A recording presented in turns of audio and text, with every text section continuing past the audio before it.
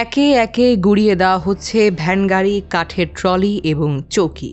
সড়কে অবৈধ হকার যেন দীর্ঘদিনের যন্ত্রণা। পথচারীদের চলাচলে বিস্ফোরা হয়ে দাঁড়িয়ে থাকা হকার উচ্ছেদে এবার জোরে সোরে মাঠে নামল প্রশাসন।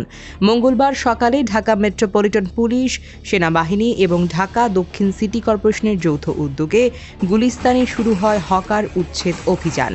প্রথম দিন গুড়িয়ে দেওয়া হয় শতাধিক ছোট দোকান। আমাদের কর্ম তো নাই, সরকার তো আমাদের কর্ম দিতে পারে নাই। আওয়ামী লীগ সরকার আমাদের কর্ম দিতে পারে নাই। কেন কর্ম দিতে পারছে? আমরা সাধারণ জনগণ দেখেন, ঢাকা ভার্সিটির পোলাপান রিক্সা চালায়, বুঝলেন? রাত্রেবেলা রিক্সা চালায়, দিনের বেলা চা বেচে।